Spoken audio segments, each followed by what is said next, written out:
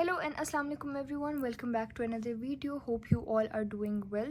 So अब मुझे कुछ बहुत सारे DMs और मैसेजेस आ रहे थे related to a few things, तो मैंने सोचा कि मैं फाइनली एक वीडियो बना के ये सारी चीज़ें आप लोग के लिए एड्रेस कर दूँ, क्योंकि बहुत ज़्यादा कन्फ्यूजन क्रिएट हुई है स्टूडेंट्स में रिगार्डिंग द रिज़ल्ट डेट कि हमारा रिज़ल्ट आना कब है। स्पेशली जो SSC वाले स्टूडेंट्स हैं और जो HSSC वाले स्टूडेंट्स हैं, दोनों को बहुत कन्फ्यूजन है। तो मैंने सोचा कि मैं एक वीडियो बना दूं।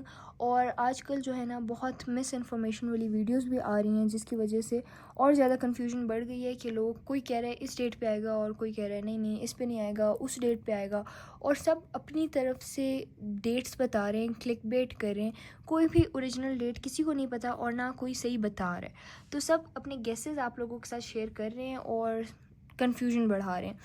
तो एक जो चीज़ है ना वो ये है कि डेट अभी तक नहीं आई, ना 9th के रिज़ल्ट की, ना 10th की, ना फर्स्ट ईयर की, ना सेकेंड ईयर की। अब जो HSSC वाले स्टूडेंट्स हैं ना, कॉलेज वाले, वो ये बात समझ लें कि जब तक 9th का नहीं आएगा तब तक 10th का नहीं आएगा। उनका रिज़ल्ट दूर दूर तक अभी नहीं है। पहले 9th का आएगा, सबसे पहले 9th का रिज़ल्ट आता है। 9th के रिज़ल्ट के 10 डेज़ बाद, ऑलमोस्ट 10 डेज़ बाद या 1 वीक बाद 10th का रिज़ल्ट आता है। फिर 10th के 1 वीक या 10 डेज़ बाद फर्स्ट ईयर का आता है और फिर सेकेंड ईयर का। कभी कभी ये लोग ऐसे भी करते हैं कि 9th और 10th का एक साथ रिलीज़ कर देते हैं, लेकिन SSC के रिज़ल्ट में और HSSC के रिज़ल्ट में एटलीस्ट 10 दिनों का फ़र्क होता है। 10 या जो है ना 1 वीक का एटलीस्ट डिफरेंस होता है।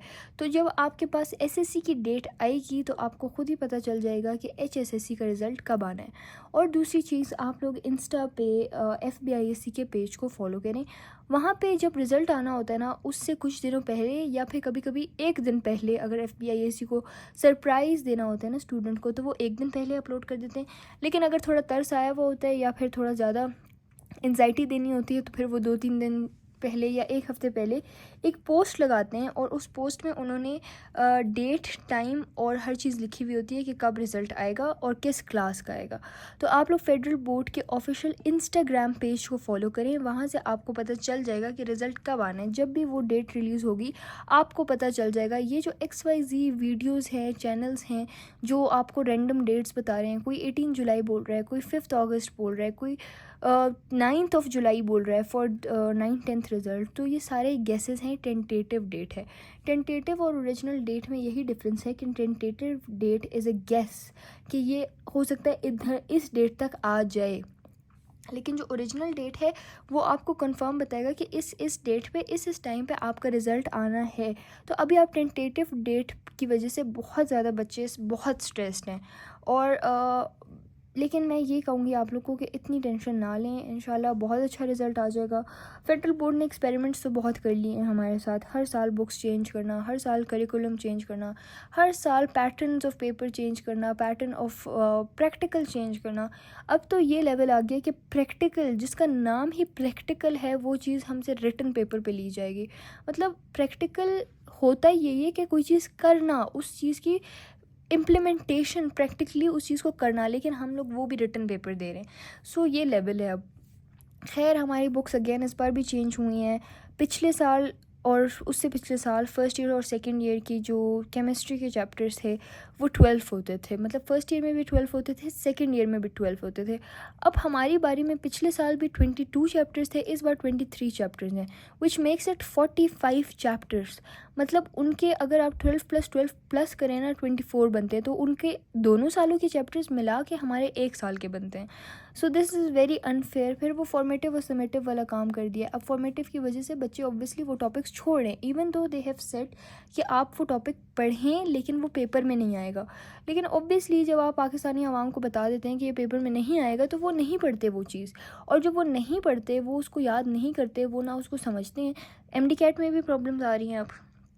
और अब जो है ना, जो एंट्री टेस्ट हैं नस्ट का, जीकी का, फास्ट का, प्यास का, जो इंजीनियरिंग एंट्री टेस्ट हैं, उनमें भी प्रॉब्लम आ रही है, क्योंकि मैथ्स के बच्चों ने मैथ्स की चीज़ें छोड़ी हुई हैं, फ़िज़िक्स की छोड़ी हुई हैं। और जो MD कैट वाले स्टूडेंट्स हैं, उन्होंने केमिस्ट्री का बहुत बड़ा बड़ा पोर्शन छोड़ा हुआ है फॉर्मेटिव के नाम पे, फेडरल बोर्ड की वजह से। इसी तरह उन्होंने केमिस्ट्री के पोर्शंस छोड़े हुए हैं, बायो के पोर्शंस छोड़े हुए हैं, फ़िज़िक्स के पोर्शंस छोड़े हुए हैं और eight the end of the day वो सारा आपके एंट्री टेस्ट में आना है। तो जो फर्स्ट ईयर के अभी के स्टूडेंट्स हैं ना, जो अभी फर्स्ट ईयर में आए हैं, आई वुड सजेस्ट यू कि आप अपने साइंस सब्जेक्ट्स के एटलीस्ट फॉर्मेटिव टॉपिक्स ना छोड़ें, उनको समझे भी, उनको याद भी करें, क्योंकि eight the end of the day second year के बाद जब आप अपनी एंट्री टेस्ट की तैयारी करेंगे तो आपको वो चीज़ें दोबारा या तो करनी पड़ेंगी या पढ़नी पड़ेंगी, या अगर आप नहीं पढ़ेंगे, वो छोड़ देंगे, तो फिर खुदा ना खास्ता आपके जो एंट्री टेस्ट है उस पर इम्पैक्ट आ सकता है। तो अभी से आप लोग वो चीज़ें कर लें ताकि आपको बाद में प्रॉब्लम फेस ना करनी हो। और दूसरी बात यह है कि जैसा भी रिज़ल्ट आएगा, जस्ट बी हैप्पी। दुनिया में और भी बहुत कम है रिज़ल्ट के सिवा, सो जस्ट बी रिलैक्स्ड, इंशाल्लाह अच्छा आ जाएगा। दुआ करें, नमाज में दुआ करें अपने लिए कि आपका रिज़ल्ट अच्छा आए और ऐसा रिज़ल्ट आए जिसमें आपके लिए बेहतरी हो। हमेशा ज़रूरी नहीं है कि दुआ करें आप कि आप फर्स्ट आएँ, आप टॉप करें। आप ये दुआ करें कि मेरा वो रिज़ल्ट आए जिसमें मेरी बेहतरी हो। तो बेहतरी इज़ मोस्ट इम्पॉर्टेंट। ज़रूरी नहीं है कि आप टॉप करें और उसमें आपकी बेहतरी हो सकता है आप टॉप ना करें और उसमें आपकी बेहतरी हो। तो अल्लाह ताला को इतनी छोटी छोटी बातों पर नहीं नाराज़ करना चाहिए हमें कि रिज़ल्ट आ गया तो नाशुक्री शुरू कर देते हैं। सबसे पहले इंक्लूडिंग माय ओन सेल्फ़ हम लोग रोना धोना शुरू कर देते हैं और इस तरह की बातें करना शुरू कर देते हैं कि अल्लाह मैंने क्या किया था, उसके तो इतने अच्छे मार्क्स आ गए, मेरे क्यों कम आ गए, या अल्लाह मेरे साथ ही ऐसा क्यों होता है हमेशा, मेरा तो नसीब ही ख़राब है। इस तरह की बहुत ज़्यादा उल्टी सीधी बातें हम कर लेते हैं और हमें रियलाइज़ भी नहीं होता कि हम कितनी ज़्यादा नाशुक्री कर रहे हैं। हमें अल्लाह ताला ने हर चीज़ दी हुई है, हमें घर दिया हुआ है, गाड़ियाँ दी हुई हैं, हर चीज़ दी हुई है, आपको सेहत दी है, आपके पेरेंट्स आपके पास हैं, आपकी फैमिली आपके पास है, आपके साथ इतनी लविंग है, आपको हेल्थ दी है, आपको हर चीज़ दी हुई है, आप अच्छे से अच्छे स्कूल में पढ़ रहे हैं, आपको एक बेसिक नीड्स तो क्या आपकी वांट्स भी पूरी हो रही है।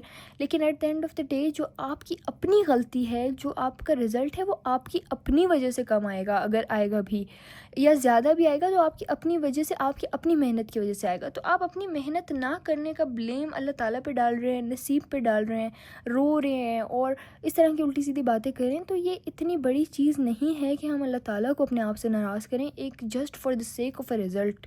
कुछ नहीं होगा। ये रिज़ल्ट अगर आपका 85% एंड अबव आ जाता है so it is well and good.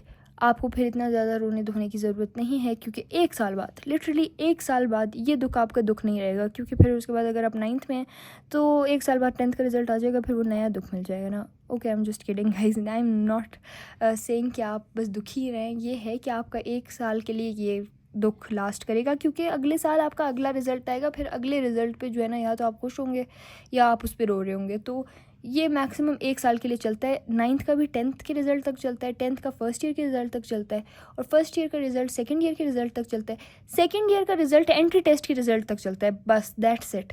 तो आपका जो गोल है वो ये है कि आप एजुकेशन जो ले रहे हैं, आप अपनी नॉलेज को बढ़ाएं और आप ऐसे पढ़ें कि आप एंट्री टेस्ट में अच्छा स्कोर कर सकें, अच्छी सी अच्छी यूनिवर्सिटीज़ में अच्छा स्कोर कर सकें।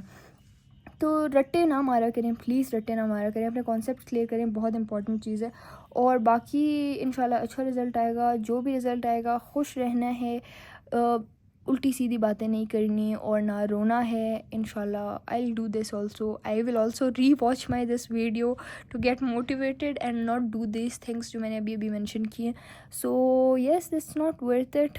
Eight the end of the day we all have to die और असल हिसाब किताब आपका क़यामत के दिन होगा। आपके अमाल के बारे में, दुनिया के अमाल के बारे में पूछा जाएगा और असल जो टेस्ट है वो ये दुनिया है और जो असल रिज़ल्ट है वो आपका क़यामत पे आना है। सो ये छोटे छोटे इम्तिहानात हैं, ये छोटे छोटे आपके जो असेसमेंट्स हैं, जो टेस्ट्स हैं, they are not a big deal, it's okay. ये they are part of life, they are not your whole life.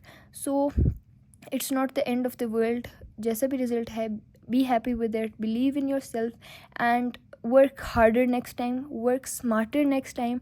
और जो आपकी जो गलतियां हैं, जो मिस्टेक्स हैं, जो आपको पता चल रही हैं, तो वो जो है ना, आप उसको बेहतर बनाएं instead of crying over it for another year and ruining your another class.